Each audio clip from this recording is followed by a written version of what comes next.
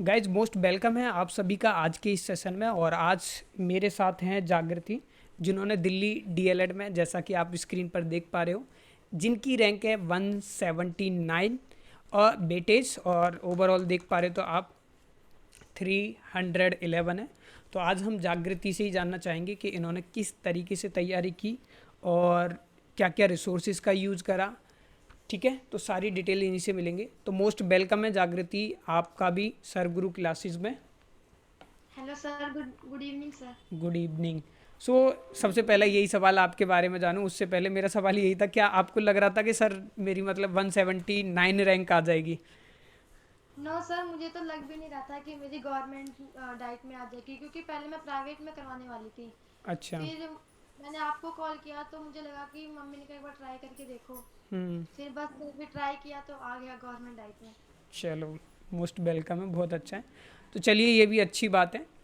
किसी को लगता नहीं है, लेकिन सरप्राइज ही होता है सब, ये आपकी मेहनत है। लेकिन अगर मैं इससे बात करूं तो सबसे पहले थोड़ा सा आप अपने बारे में बताएं, जैसे स्कूलिंग आपने कहाँ से करी, ये सारी डिटेल।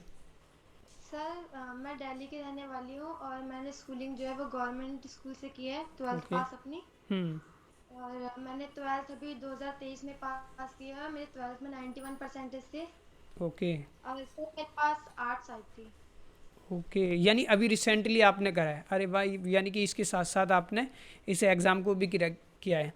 तो ये तो बहुत अच्छी अपॉर्चुनिटी है आपके लिए। आप 2 साल बाद जो है, इस डिप्लोमा करने के बाद बहुत अच्छी अध्यापिका बन सकती हो, यस। है ना। चलिए, थैंक यू, आपने अपने परिचय के बारे में बताया। आपने गवर्नमेंट स्कूल से करी है और इतना अच्छा स्कोर आपने ट्वेल्थ में भी किया है, तो ये पता लगता है कि आपने बहुत अच्छे से ही मेहनत की है। तो अच्छा, यही सवाल पर हम आते हैं जो अमूमन पूछते हैं, डाइट करने की प्रेरणा कहाँ से मिली? मतलब टीचर ही बनना है आपको? सर मुझे मेरे टीचर्स से मिली, मतलब मेरे टीचर्स ने मतलब मुझे टीचर बनना पसंद था बचपन से। मेरा सपना था कि मुझे टीचर बनना है। हम्म। क्योंकि मेरी लाइफ है, उसमें टीचर का बहुत बड़ा रोल है। हम्म।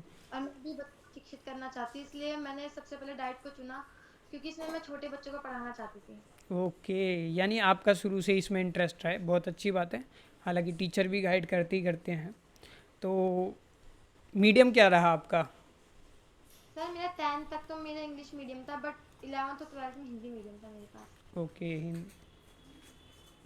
चलिए, कोई बात नहीं, मीडियम वैसे कोई प्रॉब्लम नहीं है, क्योंकि चाहे हिंदी हो या इंग्लिश हो, पढ़ते हम वही हैं, बस सिर्फ भाषाओं का अंतर है, चीज़ें वही होती हैं। तो शुरुआत करते हैं कि आपने तैयारी किस तरीके से की थी, जो आने वाली जनरेशन है जो भी इसको देखेंगे वो कुछ सीख पाएँ कि आपने किस तरीके से ट्वेल्थ क्लास के दौरान ही, हम ये मान सकते हैं, मतलब अभी आपका रिजल्ट आया ही था, उसके कम समय में इस एग्ज़ाम को कंडक्ट करा दिया गया।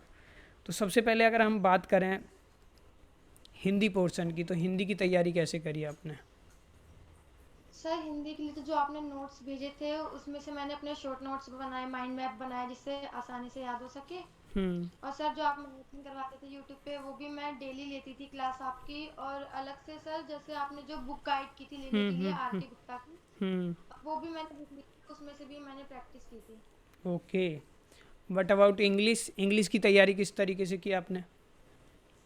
सर इंग्लिश की तो नॉर्मली रही, मतलब इंग्लिश की इतनी अच्छी नहीं हो पाई तैयारी। हम्म।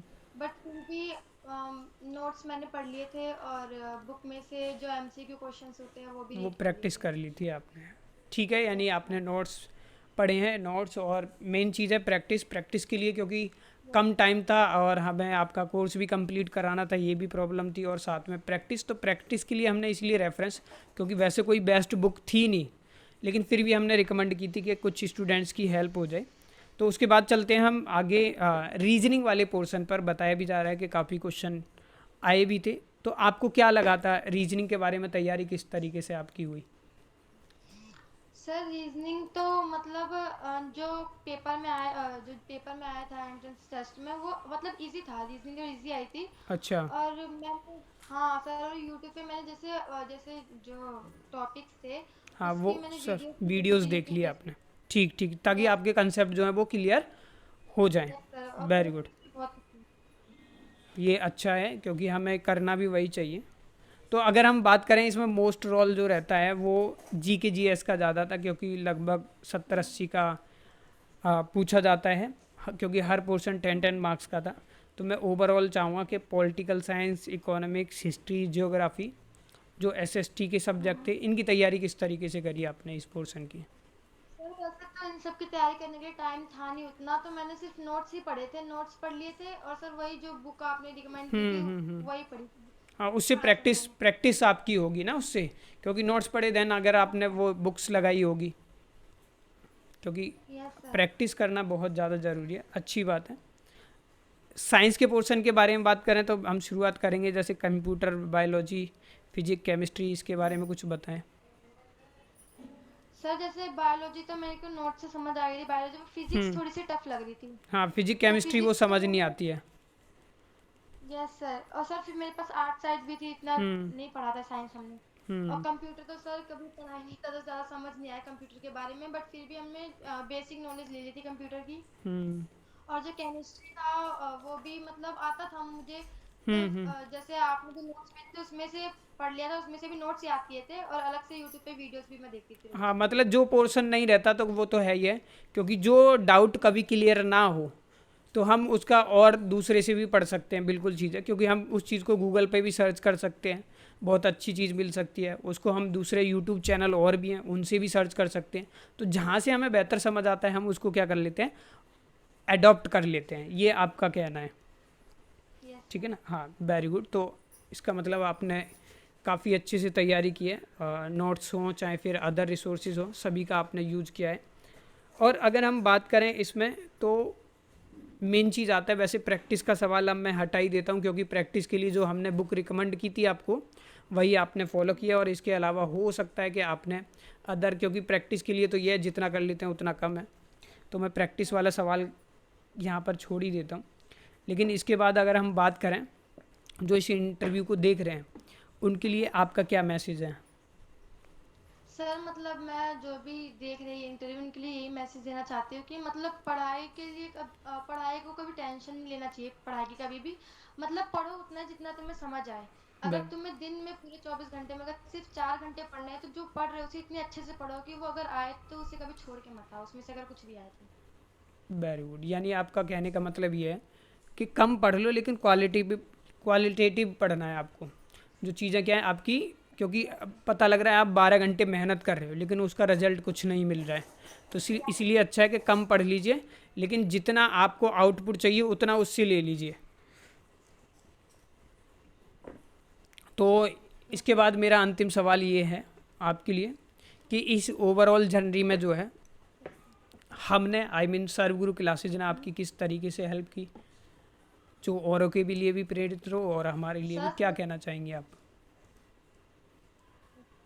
सर सर क्लासेस ने बहुत ज़्यादा मतलब मेहनत की हम बच्चों के लिए। मैं तो थैंक यू कहना चाहती हूँ, दिल से शुक्रिया करना चाहती हूँ, क्योंकि मैं हर तरफ से तो उम्मीद हार चुकी थी कि मैं डाइट कर भी नहीं पाऊंगी। मुझे तो ऐसा लगता था कि वैसे भी जो हम इकोनॉमिक प्रॉब्लम होती है हम हमारे जैसे परिवारों में, हम्म। और आपने जो नोट्स दिए, वीडियोस दिए, और इतने मतलब हमें कंसल्ट किया, और इतने मिनिमम प्राइस लिया, सिर्फ 250 रुपीज़ में इतना ज़्यादा हेल्प किया हमारी, और अभी तक आप हेल्प कर रहे हो, कोई टीचर नहीं करता इतनी हेल्प, बट नहीं आप फिर भी अभी तक हेल्प कर रहे हो, लिस्ट में रैंक में जो भी आ रहा है आप सब जानकारी हर टाइम टू टाइम देते रहते हो। नहीं, तो सर यही मैं यही ये कहना तो चाहती हूँ कि बिल्कुल थैंक्स, और आगे। जो आप कह रहे हो वो बिल्कुल सही है। आपका थैंक यू सो मच आपने, क्योंकि मेहनत आपकी है और मैंने सुन लिया जो आप ये कहना चाह रही हैं। मैं थोड़ा सा यहाँ पर रोक रहा हूँ आपकी बात को, लेकिन ये बात सही है क्योंकि हमने और भी इंटरव्यू लिए हैं, और जनरली मैं बोल रहा हूँ, वैसे और भी सुनेंगे तो ये एक्चुअल रियल है, क्योंकि कोर्स की फ़ीस हमने बहुत कम रखी थी, नंबर वन। सेकंड थिंग ये थी कि जो सपोर्ट जो मिलता है ना वो आई थिंक हमारी तरह कोई भी नहीं दे सकता आपको, क्योंकि डायरेक्ट कनेक्ट, क्योंकि बहुत बच्चों का एडमिशन, जैसे अभी आपका है, हम इंटरव्यू ले रहे हैं, अभी तक एडमिशन प्रॉपर हुए नहीं है कम्प्लीटली, लेकिन उसके बावजूद भी हम क्या कर रहे हैं, व्हाट्सएप पर गाइडेंस दे रहे हैं। तो मुझे जहाँ तक लगता है कि आप किसी भी ऐप या बड़े से बड़े इंस्टीट्यूट का भी क्या कर लेते हो, चाहे आपने कोर्स परचेज किया हो या कुछ भी किया हो, तो वो बाद वाली जो गाइडेंस है आई थिंक वो तो इतनी नहीं मिल पाती है,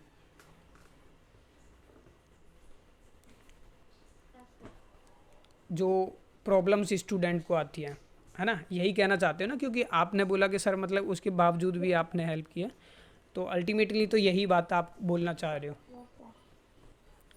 तो thank you so much, yes sir. आपने जागृति हमें इतना अप्रिशिएट किया, और जो भी इसको देखेगा उसके लिए भी काफ़ी हेल्पफुल रहेगा आपका इंटरव्यू। काफ़ी प्रेरणा उसे मिलेगी कि 12th पास कर अभी, क्योंकि इस बार तो टम समय भी जो है वो बहुत कम मिला था। और अगर हम बात करें तो जिस तरीके से आपने भी मेहनत की है, जैसे आपने बताया भी हमें, तो आपकी जैसी रैंक है उससे हमें लगता भी है कि आने वाले समय में आप बहुत ही जल्दी स्कूल में एक शिक्षिका के रूप में जाएंगी, अध्यापिका के रूप में जाएंगी, जहाँ पर आपकी जो इच्छा है मन की, इंट्रिंसिक मोटिवेशन जिसे मैं हमेशा कहता रहा हूँ कि आपका मन है छोटे बच्चों को पढ़ाने का, और जल्दी वो सपना आपका पूरा हो। लेकिन आपके लिए हमारी तरफ से एक सजेशन है कि ये आपकी एक शुरुआत थी, लेकिन अब आपको मेहनत जो है वो और ज़्यादा करनी है, क्योंकि अगर आपने मेहनत में कमी की तो जो आपका इंट्रिंसिक मोटिवेशन है, यानी कि जो आप करना चाहती हैं, उसमें काफ़ी जो ड्रीम है वो हो सकता है सही भी पूरा भी ना हो, और हो भी सकता है। तो दोनों ही चीज़ें, तो अपनी मेहनत में कभी मत छोड़ना, क्योंकि यहाँ से जो है संघर्ष की एक शुरुआत होती है, मैं ये कहना चाहूँगा। क्योंकि आफ्टर 12th जो है बहुत सारी चीज़ें आपको देखनी है। तो आप जो है अपकमिंग एग्ज़ाम होंगे, जैसे अभी आपका DLED में एडमिशन होने के बाद आप टेट का एग्ज़ाम देंगी, फिर DSSS भी है, तो उनके लिए भी आपको इसी तरीके से मेहनत करनी है। जिस तरीके से आपने डेडिकेशन के साथ इसमें आपने अपना 100% दिया है, वहाँ पर आप कोशिश करिएगा कि इससे भी मैं बेहतर दे पाऊँ, ताकि आप जल्द से जल्द जो है स्कूल में एक शिक्षिका बन पाएँ, और जो गरीब बच्चे हैं, जो आपका सपना भी है, उसको आप पूरा फुलफ़िल कर पाएँ। तो thank you so much yes sir. जागृति, आपने हमें अपना कि इतना इम्पोर्टेंस टाइम दिया। Thank you.